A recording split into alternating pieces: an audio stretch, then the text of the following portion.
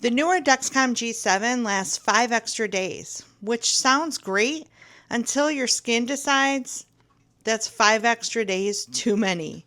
After about 3 months of redness, irritation, and sometimes painful marks that didn't go away very quickly, I switched back to the G7 10-day sensor. Today, I'm showing you exactly why, what my skin looks like now, and some real life supplies that make my life as a type 2 diabetic a little bit easier. Welcome to Slow and Steady with Andi. I'm Andi, and I am on Mounjaro for type 2 diabetes, insulin resistance, PCOS, and ridiculously slow weight loss. In this video, I'm sharing why I switched back to the Dexcom G7 10-day sensor, showing you my full sensor change routine, and sharing with you some of the real-life diabetic supplies that I actually carry and use. I used the newer Dexcom 15-day for about 3 months. I really liked the idea of getting 5 extra days out of one sensor because less changes sounds more convenient.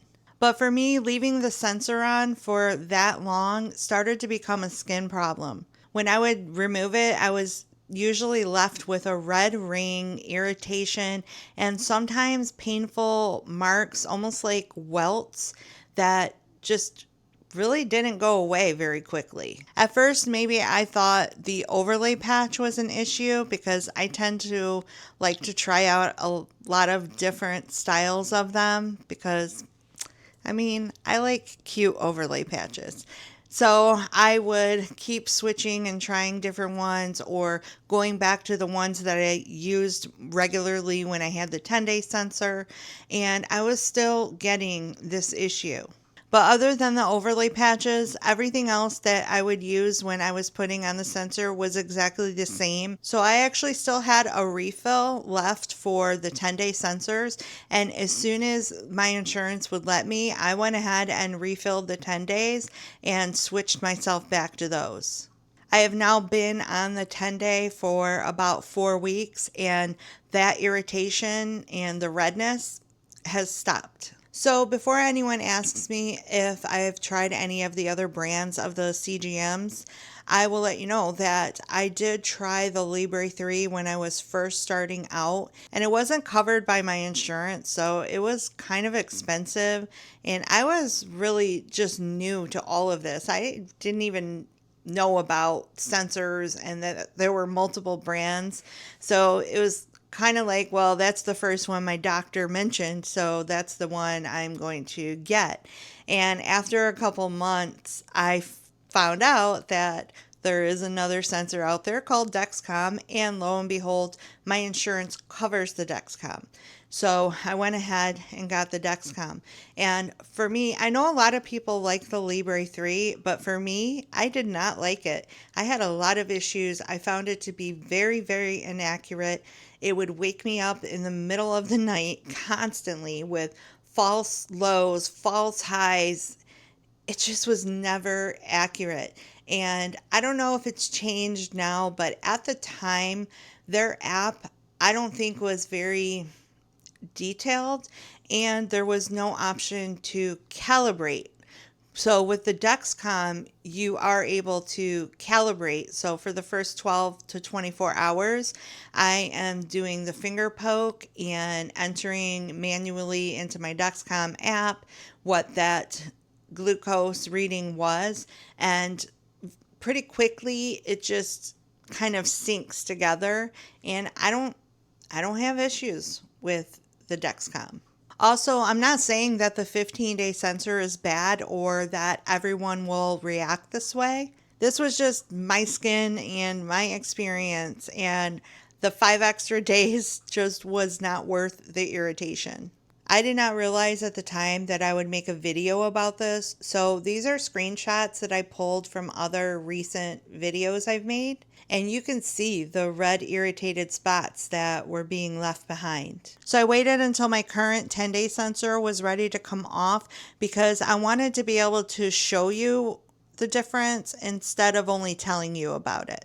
So I am going to go ahead and get started on switching to my new 10-day sensor, and the way I do this is when I put the sensor on, and you'll see it when I'm putting on the new sensor, is I use Skin Tack. It's an adhesive that helps just keep everything nicely in place. And once this is ready to come off, then I use an adhesive remover. I get these right off Amazon. So I just start working it around everything, and then I go ahead and start to peel this over patch off. And you might see a little redness right now because it did just come off, but that redness goes away. And while I'm wearing this for the 10 days, I'm not getting the irritation, the itchy, burning, any of that.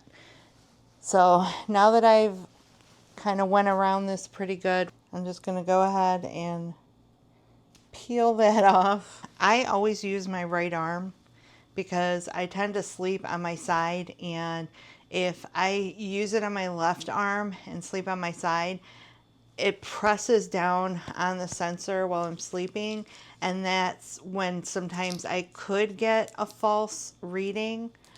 So yeah, I move it around all over my arm. Another thing about the Dexcom is they say that there's, I think, 2 places you can put these. On the back of your arm here, or like along your hip above your butt cheek. And I'm like, okay, that does not sound comfortable at all.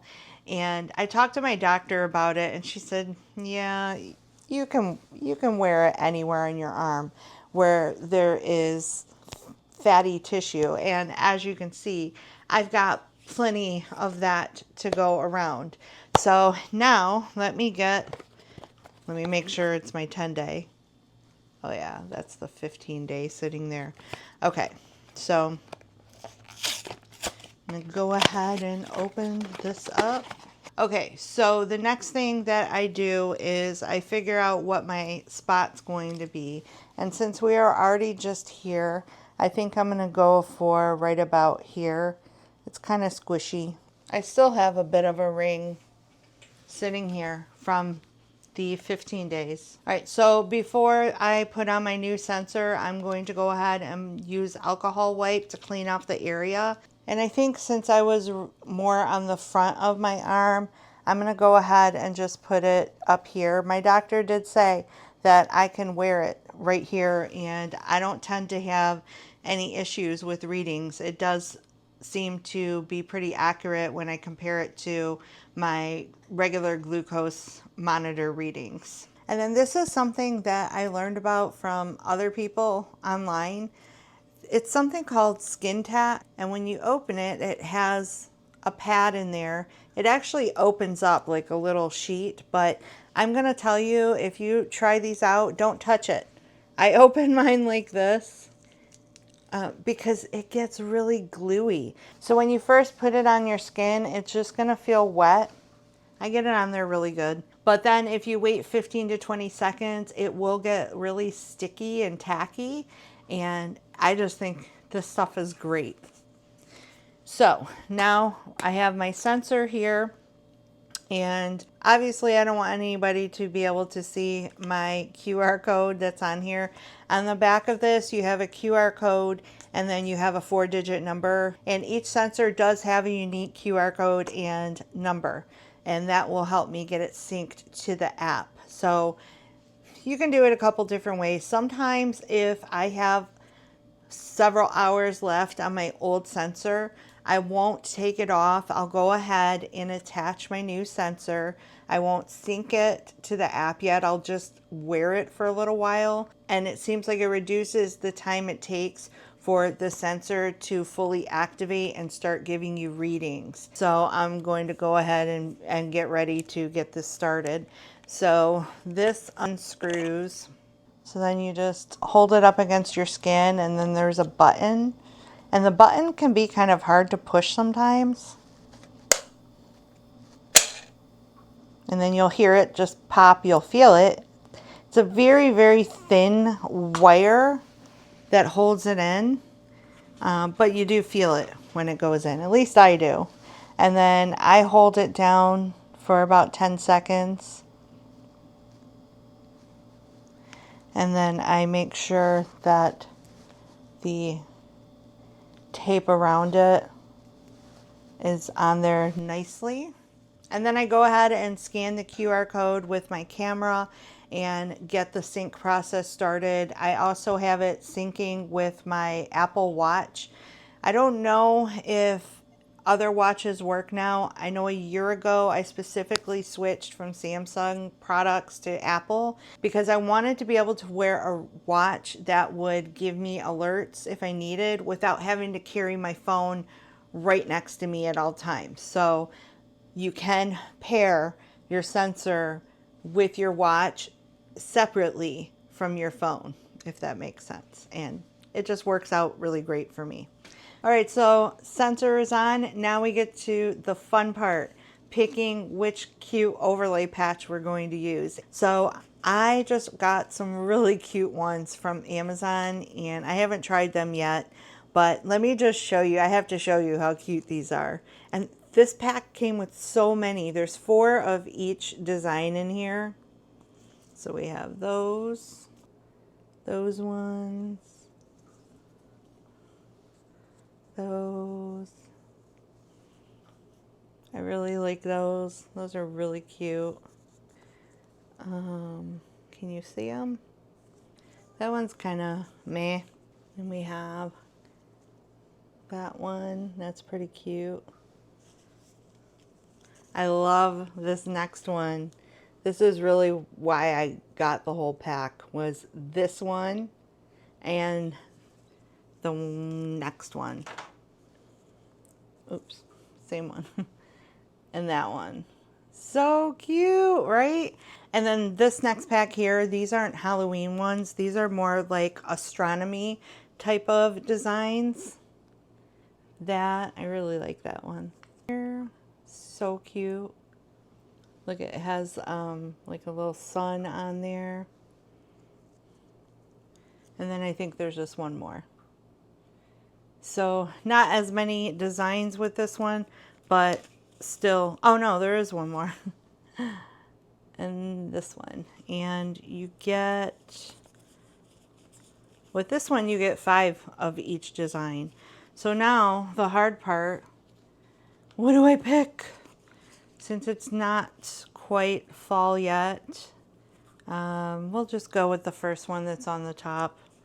And where's my little, so this one fits the Dexcom G7 perfectly. I think they may have had some to fit the Libre as well. The way I usually put these on is I take the top layer off first and kind of lay it. It's kind of hard to do on the phone camera. And then I just push down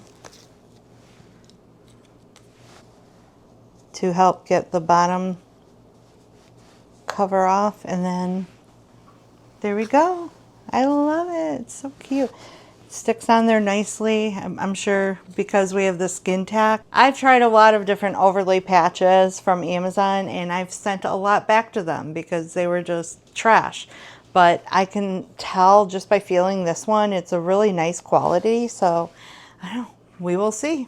So even though I wear a CGM that tracks my blood glucose 24/7, I still like to keep a diabetes kit with me at all times because technology is great until it's not, right? And sometimes when I'm getting a low reading, I like to just double check it with an actual blood glucose reading, especially when my Dexcom is just recently put on.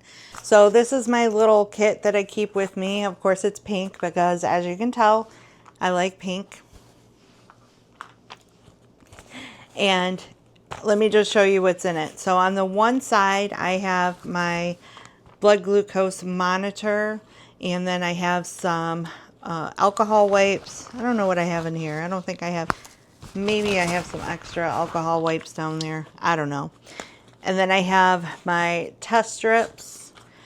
And then these are some of my finger prickers because right now perimenopause has taken over my brain and I can't think of what they're called. Lancets. These are safety lancets though. These kind don't require being installed in a separate device to use. So I really like these. Once I started using these, I was like, I'm never going back to using like that little pen that they give you with the blood glucose monitor when you buy it, and you have to stick in your own little individual pricker, and it was just a pain to me. These are just individual, and you take off the little cap and then you lay it onto your skin and push, and it automatically just pops out the needle, and then you're done. You throw it away and you're good to go. I really like them. So on this side, I keep extra batteries for my glucose monitor. I keep some extra skin tacks in case I need to put on a new overpatch. I keep extra overpatches. I keep some of the adhesive removers. What else? And then on this side, this is just nothing. I use it for the little bag. So if I am out somewhere and I need to do a old school test, this is my little garbage to put things in until I can dispose of them properly. And then I keep some extra safety lancets. I've used several different brands and I've liked them all. And then I keep some of my emergency glucose tabs with me. So if I do get a low glucose reading, rather than trying to find somewhere to grab some orange juice or trying to figure out what I can take to up my sugar, the glucose tabs do it for me, and I really like them. They're like, if you've never seen one, I'm just going to show you, because if you like, oh, again, you guys, the perimenopause likes to overtake my brain. Sweet tarts. If you like sweet tarts, then you would like these. They're like giant, oversized sweet tarts.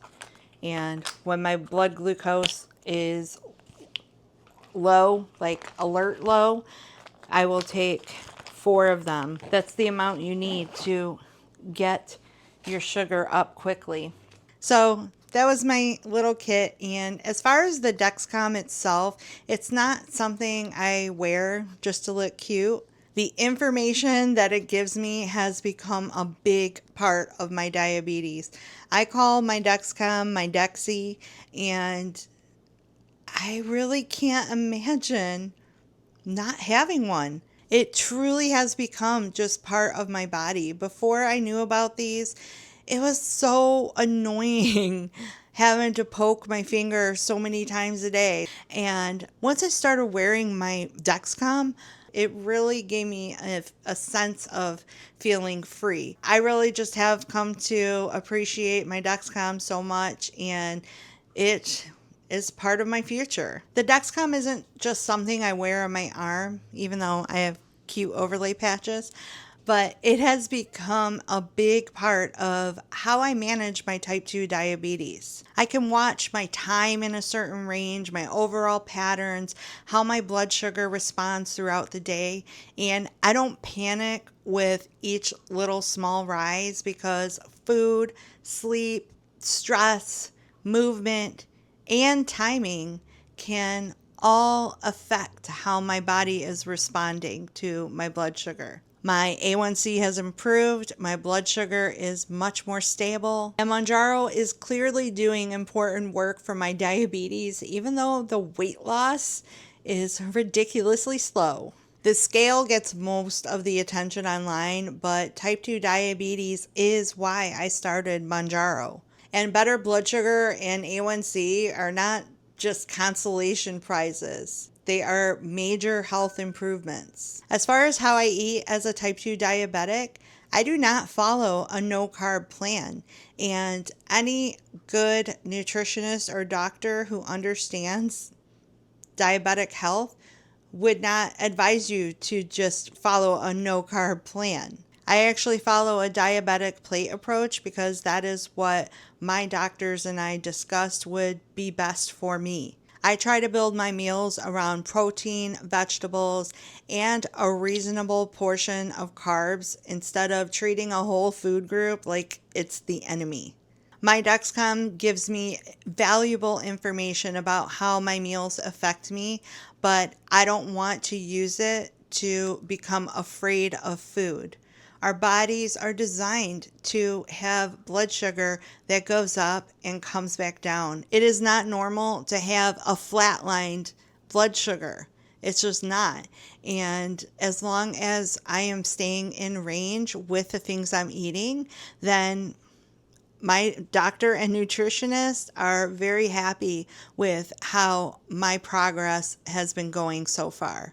And I think it's really cool that I can link my Dexcom also to my doctor. So when I go in there, they're able to print off my readings and they can see my weekly, monthly, yearly averages. And they are both really so happy with the results they are seeing, because that lets them know that I'm just not talking a talk. I mean, Mounjaro does help with keeping my blood sugar stable, but I still have had to put in the work to really watch what I'm eating to keep everything nice and balanced. So it has worked, because I started this journey with an A1C of 7.9, and as of my last visit, I was at 5.5, which is amazing. If you feel like this video gave you something useful, give it a like, share it with someone else who may need to see it. And if YouTube prompts you to hype the video,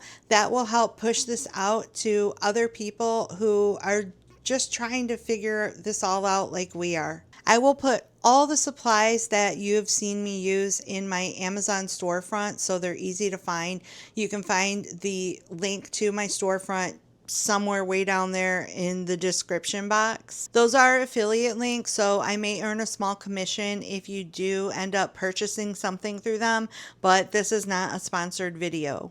These are products that I bought and I use in my own diabetes routine. Switching back to the Dexcom 10-day was a small decision, but it made a big difference for my skin. That is the one thing that I keep learning through my health journey. Newer is not always better, and the best option is the one that works for your actual body and your real life. Let me know in the comments if you also use a CGM and if you keep a backup diabetes kit with you. And let me know, what is that one item that you never leave home without? And until next time, remember, slow and steady wins the race. See you in the next one. Seen a lot of change, been through a lot of pain. Some things are not the same as they were a year ago, but all will be okay. I move on each and every day. The past is where it stays, way back a year ago. I've changed for the better this time. I thought I would never be fine. I strive just to say I'm alright, and for the first time in a long time I'm alright. I've seen a lot of change, been